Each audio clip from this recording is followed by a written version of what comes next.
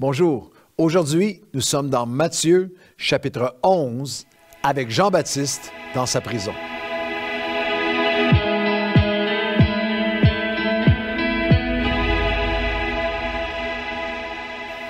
Bonjour à tous et bienvenue à votre café matinal. Bienvenue à tout le monde de Nouvelle Vie maintenant sur tous nos sites, où que vous soyez, qui nous voyez ou nous entendez. Quelle joie d'être avec vous aujourd'hui et je vous encourage à juste partager ces liens, le lien de ces cafés matinaux avec le plus de tous vos contacts. C'est une façon extraordinaire et vous êtes un grand encouragement. En ce moment, je reçois plein de courriels de gens qui disent on traverse les évangiles avec vous, Pasteur Claude. On découvre dans chaque chapitre notre principe, notre pratique et aussi notre promesse et notre prière. Alors aujourd'hui, je vous invite à le partager avec le plus de gens possible parce qu'on va retrouver Jean-Baptiste dans sa prison.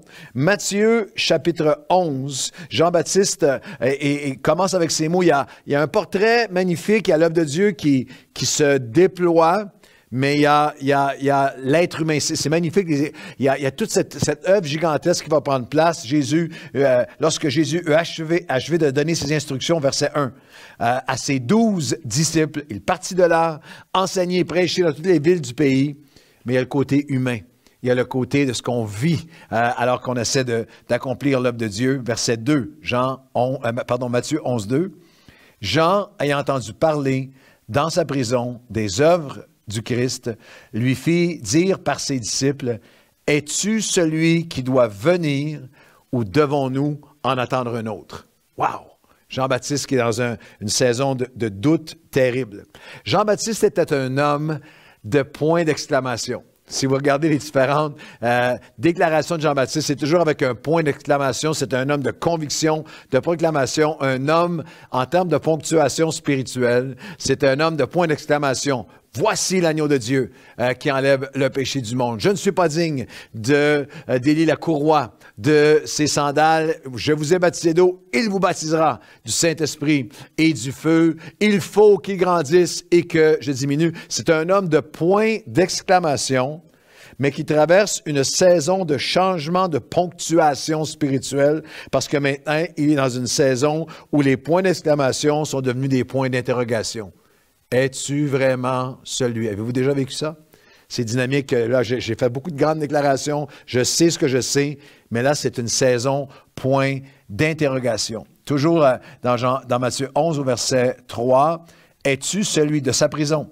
Es-tu celui qui doit venir ou devons-nous en attendre un autre? Jésus lui répondit, allez rapporter à Jean ce que vous entendez, ce que vous voyez. Les aveugles voient, les boiteux marchent, les lépreux sont purifiés, les sourds entendent, les morts ressuscitent. La bonne nouvelle est annoncée aux pauvres, heureux, celui pour qui je ne serai pas une occasion de chute.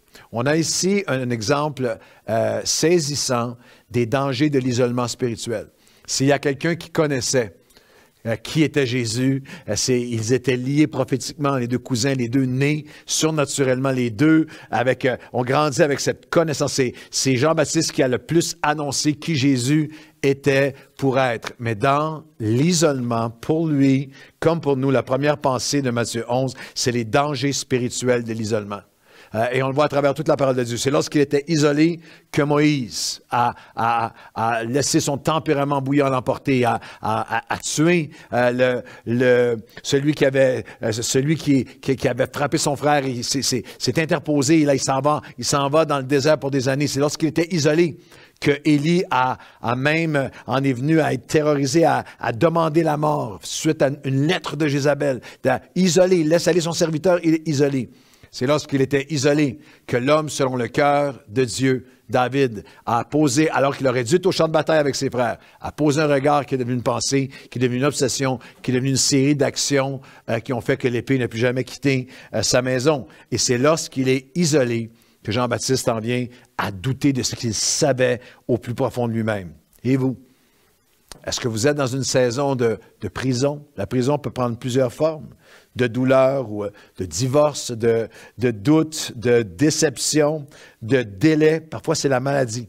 C'est l'épreuve, c'est cette pandémie qui met tout en question, qui met tout en doute, qui ralentit tout, qui a changé tes plans pour tes études, ton travail, ton appel, ton ministère, une relation, ton mariage, des choses dans ta vie, une saison de prison. Voici ce que Jean-Baptiste et vous et moi ce que Jean-Baptiste devait se rappeler, et vous et moi, dans notre saison où on se sent isolé spirituellement, ce que nous vivons tous à un certain degré avec la pandémie, nous devons radicalement refuser l'isolement et nous rappeler que nous changeons, mais Dieu ne change pas.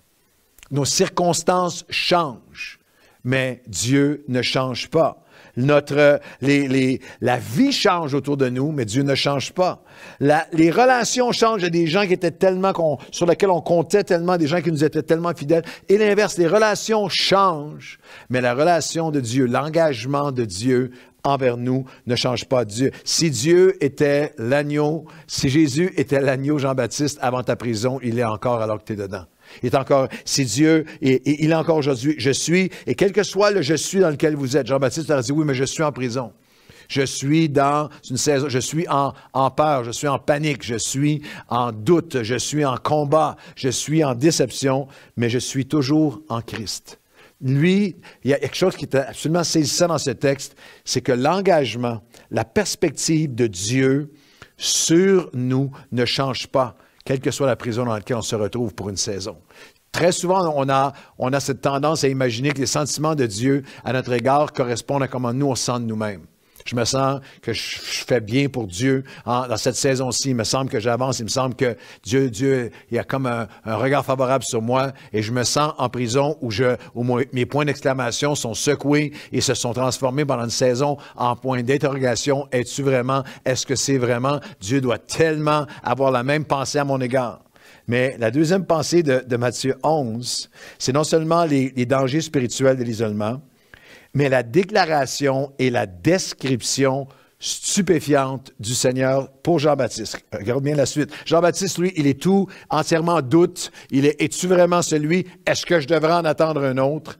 Et comme il s'en allait, verset 7, et comme il s'en allait, Jésus se mit à dire à la foule au sujet de Jean, « Qui êtes-vous donc allé voir au désert? Un roseau agité par le vent? Qu'est-ce que vous êtes allé voir? Un homme vêtu d'habits précieux? Non. Voici ceux qui portent des habits précieux dans les maisons des rois. Qui êtes-vous donc allé voir? » Il parle de Jean-Baptiste. Un prophète, oui, mais je vous dis plus qu'un prophète.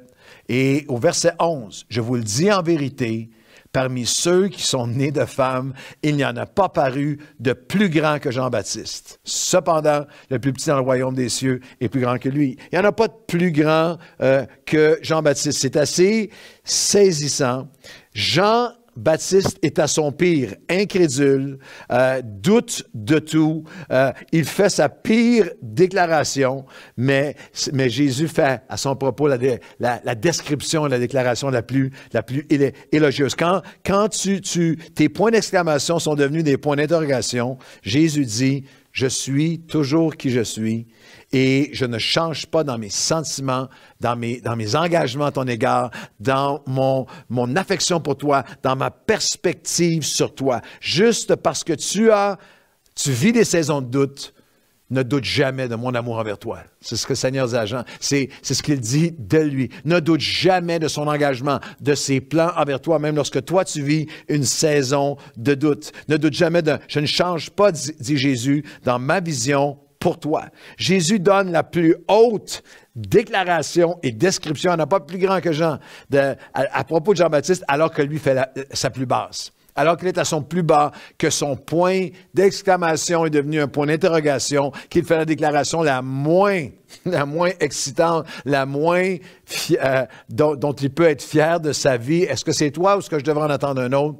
Jésus dit, il n'y en a pas de plus grand que lui. Parce que le Seigneur est alpha et oméga, commencement et fin. C'est lui qui a commencé une bonne œuvre, va l'accomplir. Il voit déjà ce que tu vas devenir. Son amour pour toi est invariable et infaillible. Il y a ces dangers dans Matthieu 11, les dangers spirituels de l'isolement, la déclaration et description stupéfiante du Seigneur, et je termine avec ceci, il y a la décision qui nous stabilise et qui nous sécurise. Alors le chapitre débute avec un Jean-Baptiste complètement bouleversé dans le doute et l'incrédulité qui met tout en question, complètement en point d'interrogation. À la toute fin du chapitre, Jésus nous rappelle, versets 28 à 30, Matthieu 11, c'est peut-être la portion la plus célèbre du chapitre. Venez à moi, vous tous qui êtes fatigués et chargés, et je vous donnerai du repos. Prenez mon joug sur vous, recevez mes instructions, car je suis doux et humble de cœur, et vous trouverez du repos pour votre âme. La décision qui nous stabilise et nous sécurise, qui calme nos points d'interrogation, qui nous ramène à lui. C'est une invitation. Une invitation, même lorsqu'on est pris dans l'isolement, de répondre à cette... Il y a une simplicité à cette invitation. On peut j'ai passé ma vie, moi, les derniers 35 ans et plus de ma vie, à étudier la Bible, à vous parler. Je pourrais parler, j'ai parlé des années de temps, du ministère, de toutes ces facettes, mais il y a une simplicité à venez. La simplicité de l'invitation. Venez. Le spectre de l'invitation, venez vous tous. Chacun d'entre nous a ces saisons où on a besoin de juste revenir à lui, à sa présence, à son amour. Le Seigneur de l'invitation vient à moi, pas à un ministère, à une organisation, à une église, à une idole humaine qu'on a, à mes plans, à moi, à mes ambitions, à mes échéanciers, ce que j'avais prévu, que je pensais que j'étais...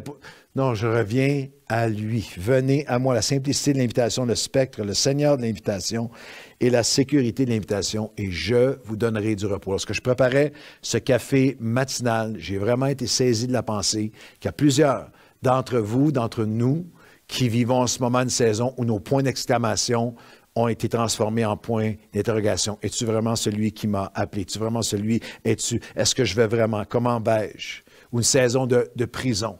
Alors aujourd'hui, ne doute pas. Arrête-toi à réaliser à nouveau que la perspective de Dieu sur toi, alors que tu as peut-être fait tes déclarations publiques ou dans ton cœur les plus faibles, les moins édifiantes et les moins remplies de foi, le regard de Dieu, la perspective de Dieu, l'amour de Dieu, l'engagement de Dieu pour toi n'a pas changé d'un iota. Celui qui a commencé une bonne œuvre, il va l'accomplir. Je veux juste t'inviter à venir avec moi. Il faut que tu viennes. Il y a un endroit seulement où on retrouve la décision qui nous stabilise et nous sécurise. Je trouverai du repos pour mon âme. Alors, Seigneur, aujourd'hui, nous venons à toi et je prie pour tous les Jean-Baptistes qui se retrouveraient en ce moment dans une saison de prison, dans une saison d'isolement, dans une saison de doute où le point d'exclamation est devenu un point d'interrogation. Seigneur mon Dieu, je te prie que tu viennes avec ta voix, ton amour, leur rappeler que quel que soit comment ils se voient, quel que soit tout ce qui a changé autour, tout ce qui a été bousculé, bouleversé, lorsque la terre entière est ébranlée, Seigneur, toi, tu n'es pas ébranlé, ta voix demeure la même, ton amour demeure le même, ton engagement demeure le même. Tu dis encore de nous, comme tu as dit Jean-Baptiste, voici ce que j'ai appelé, voici ce que j'ai préparé, voici ce que j'ai commencé, ce que je vais accomplir. Seigneur, ramène cette révélation à chacun de nos cœurs et nous venons à toi. En toute simplicité, nous venons à toi, nous tous, et nous te prions, viens nous donner ton repos, le repos pour nos âmes. Dans le nom de Jésus, Amen et Amen. Bonne journée.